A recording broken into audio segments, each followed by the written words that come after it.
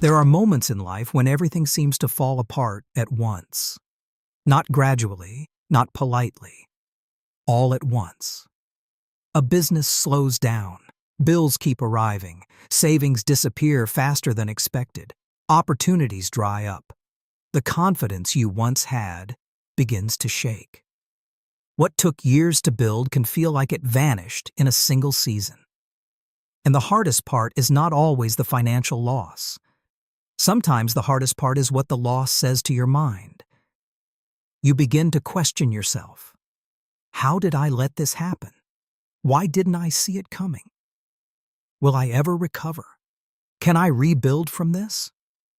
A devastating crisis does more than damage accounts. It attacks identity. It tries to convince you that because something collapsed around you, something collapsed inside you too. That is where many people stay trapped. Not in debt, not in loss, but in psychological rubble. They keep replaying the moment things broke. They keep staring at what used to exist. They keep measuring today against yesterday. And because their eyes stay fixed on ruins, they cannot see the first materials of rebuilding already lying at their feet. This is why the story of Nehemiah matters so much. When he arrived in a broken place, he did not find beauty. He found destruction. Walls torn down. Gates burned. Systems shattered. Security gone. Confidence lost. Everything that once represented strength had become evidence of failure. That image mirrors what many people feel after a financial collapse. The emergency fund is gone. Credit is stretched. Business momentum disappeared. Trust was damaged. Plans were delayed. And what once looked solid now feels exposed. But here is the first principle of the Nehemiah Protocol. Ruins are not proof that your future is over. They are proof that something old has ended. That distinction changes everything. Many people think crisis means punishment. Sometimes crisis is interruption. Sometimes it is correction. Sometimes it is the violent ending of a weak structure, so a stronger one can finally be built. Because not every system deserves to survive. Some incomes were fragile. Some habits were dangerous. Some lifestyles were financed by illusion. Some confidence was built on momentum, not wisdom. And when pressure came, truth was revealed. This is painful. But truth is useful. A false image of success is more dangerous than visible ruins, because visible ruins can be rebuilt. Illusions cannot. The first emotional battle after devastation is resisting shame. Shame says you failed. Wisdom says you learned. Shame says hide. Wisdom says inspect. Shame says compare yourself to others. Wisdom says rebuild your own wall. Shame keeps people silent while problems grow in darkness. Wisdom brings the situation into light, so progress can begin.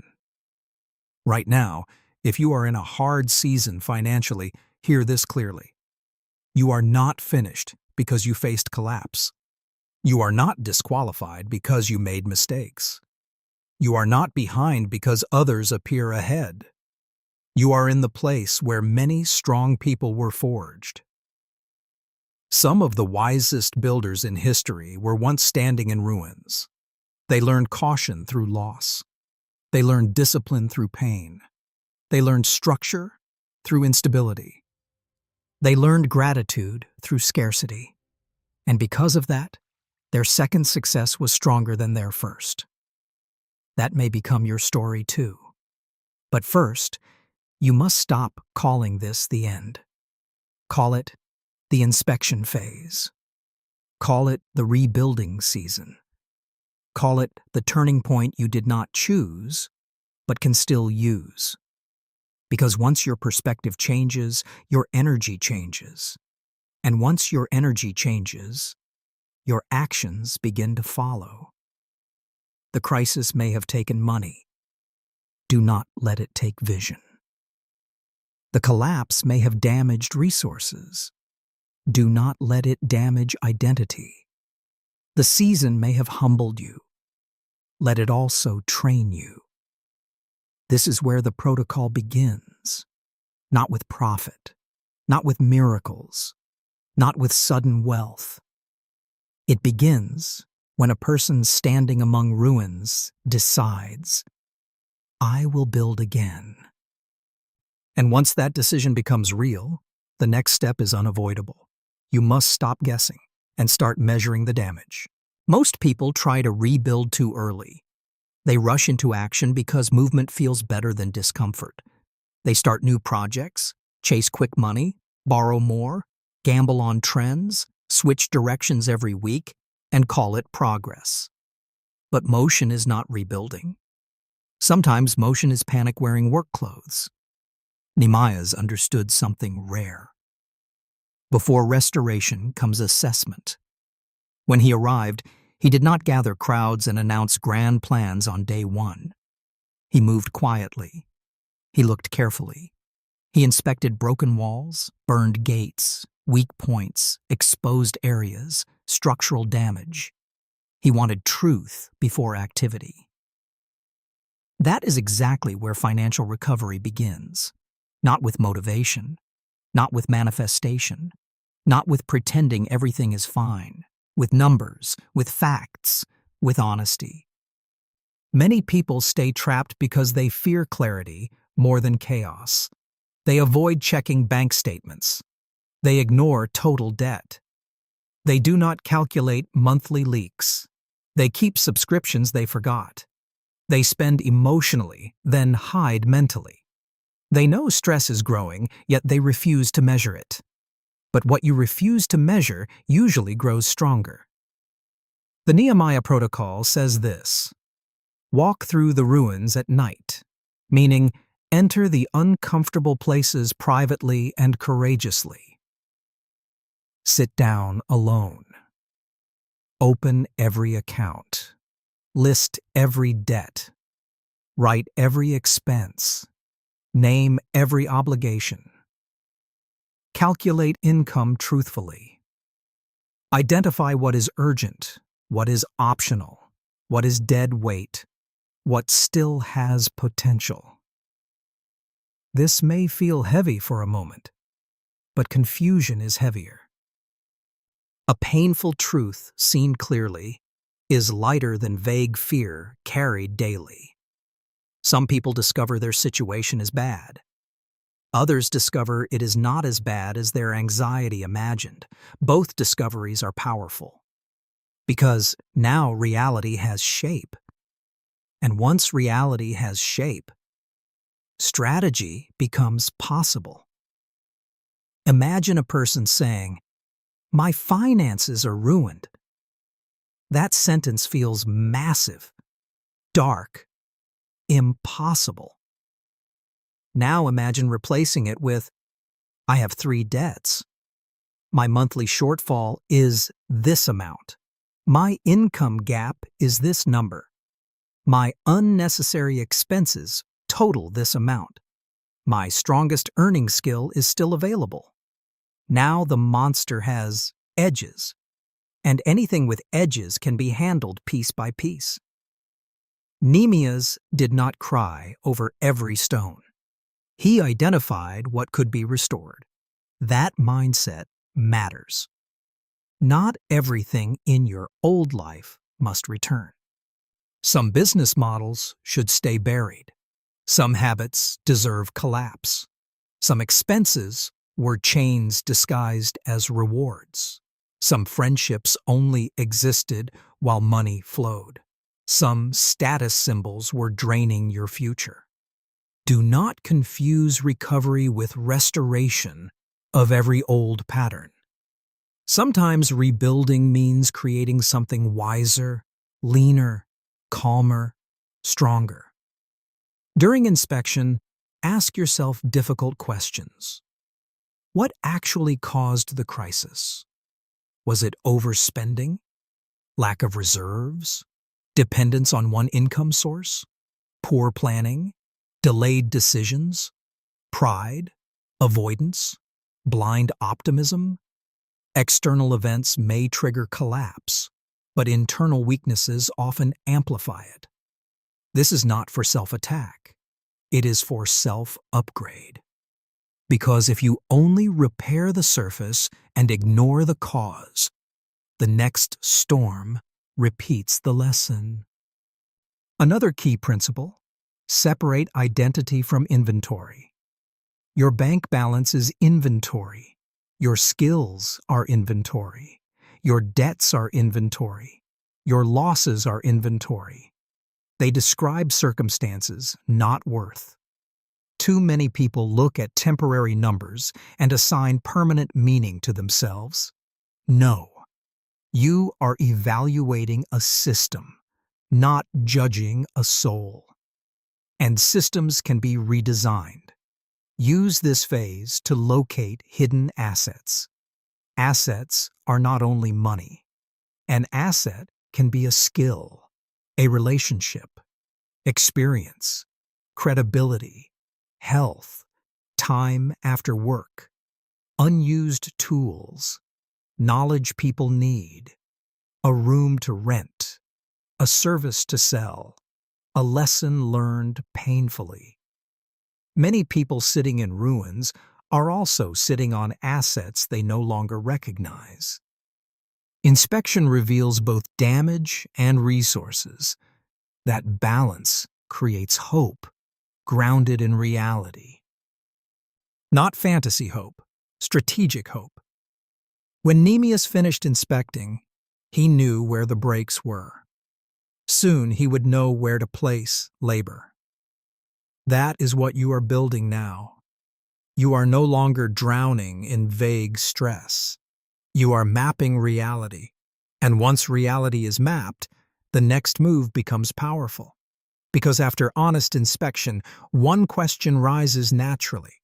What must be rebuilt first? And what must wait? After crisis, many people confuse urgency with wisdom.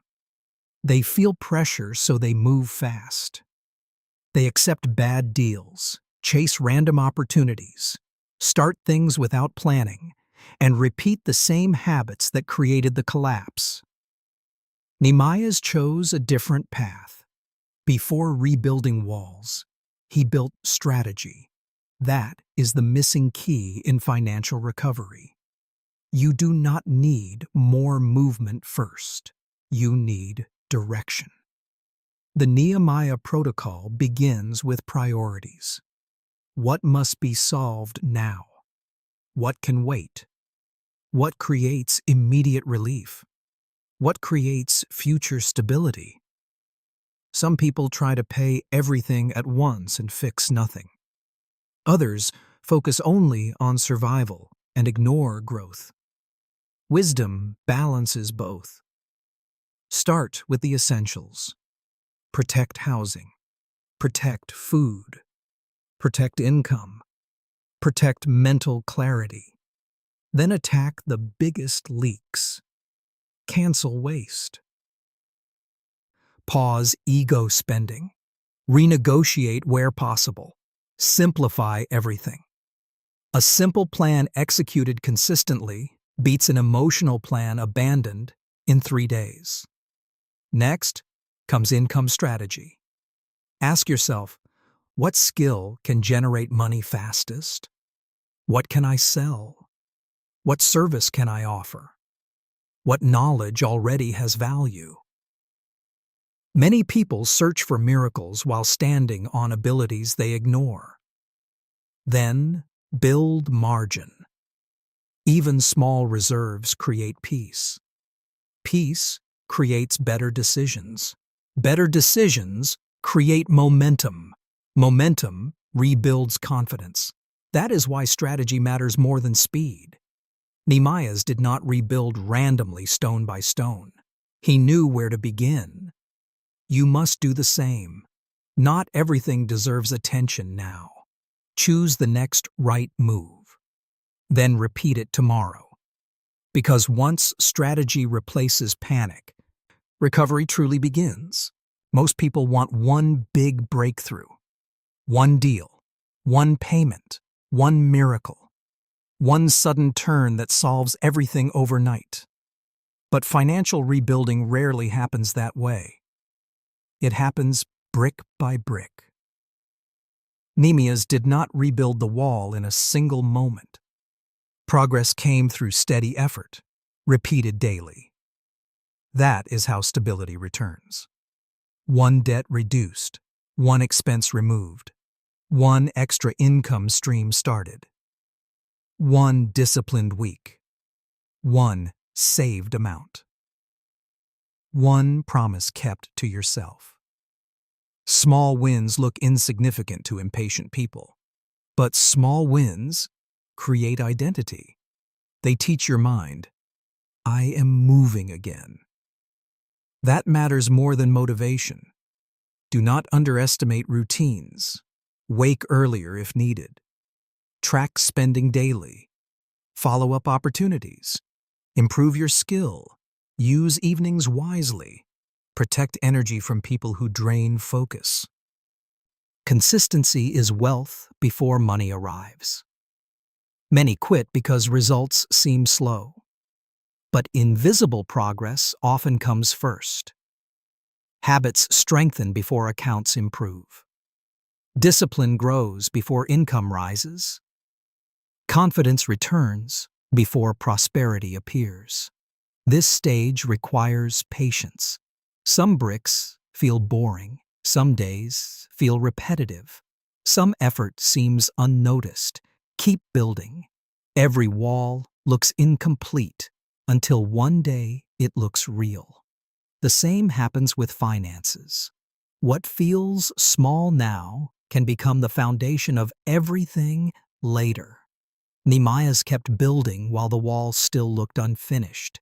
You must do the same, because people who honor small progress eventually live inside large results. The moment progress begins, resistance often appears.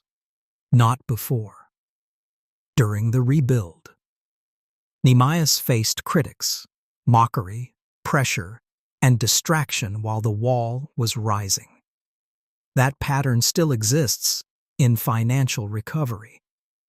When you start changing, old forces react. Doubt whispers, this will not work. Fear says, what if you fail again? Temptation says, you deserve to spend. Pride says, you should look successful. Fatigue says, skip today. These voices destroy more recoveries than numbers do. Then come external enemies. People who liked the old version of you. Friends who mock discipline. Relatives who pressure you financially. Voices that laugh when you become focused. Not everyone celebrates your healing. Some benefited from your chaos.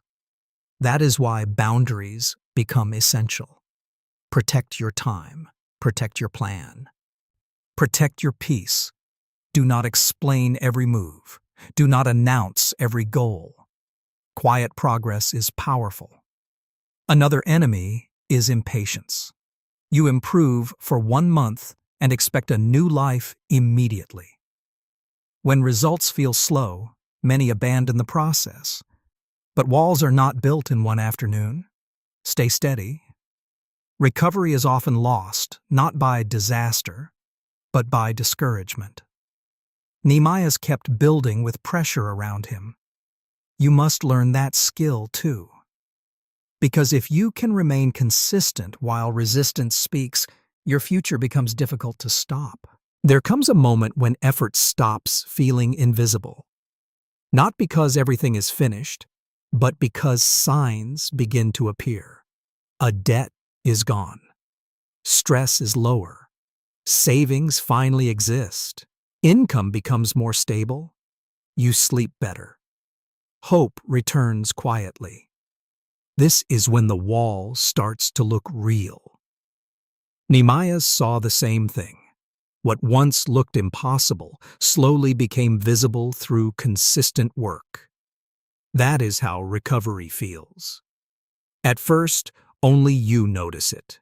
Others still see ruins, but you know something changed.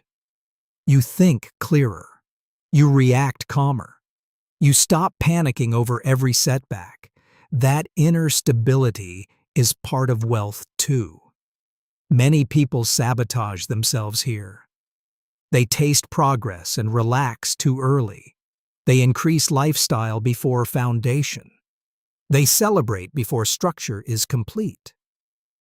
Do not repeat that pattern. When momentum begins, strengthen discipline. Increase reserves. Keep reducing risk. Keep learning. Keep building systems, not appearances. Another danger is forgetting the pain that taught you wisdom. Remember the lessons without carrying the shame. Remember what fragility felt like. Remember what avoidance cost. Memory can protect future prosperity. Nehemiah's did not stop because the wall looked better halfway through. He finished. You must do the same.